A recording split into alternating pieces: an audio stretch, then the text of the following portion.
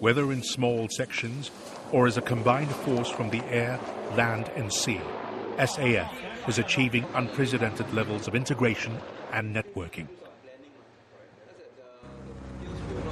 To ensure continued readiness, the SAF is restructuring for rapid configuration of different assets from different services for different needs, making it highly agile as a full-spectrum force.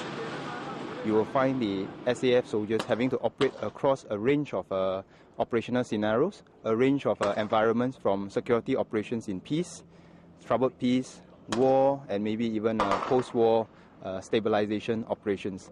Now, all this requires the soldiers to develop new competencies.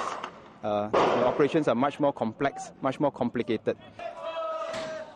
To prepare soldiers for effective performances, the SAF is adapting its training concepts to develop soldiers with problem-solving, initiative and leadership skills.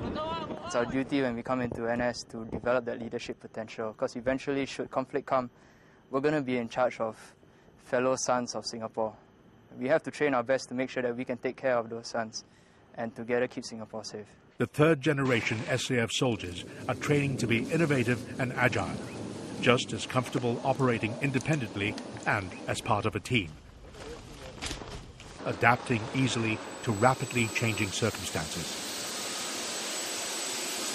The use of simulation technologies further helps them to internalize knowledge and improve their skills.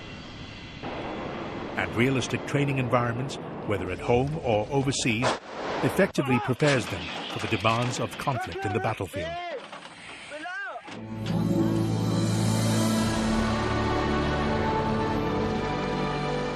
Ultimately, the combat power of the SAF rests on the indomitable spirit of its soldiers, who endure tough training to withstand extended deployments in the field and under uncertain circumstances.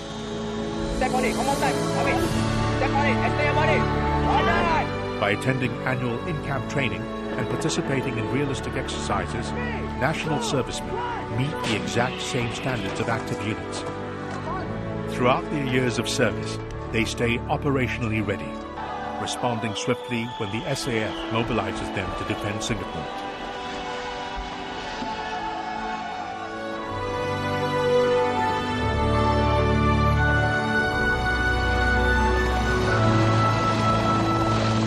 Like almost every developed or developing country, Singapore continues to be a target for terrorist attack. And the only solution is endless vigilance. We should not take our peace and stability for granted. We have seen down here the effects of war on the local population and how it destroys the lives of people, how it destroys the country. And we cannot and we should not ever allow this to happen.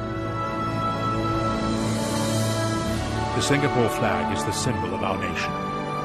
It takes strong shoulders to carry it. And the men and women of the SAF are constantly rising up to the challenges of defense because they know that security is not someone else's responsibility. They put themselves on the line to protect Singapore's interest, to safeguard our people and our way of life.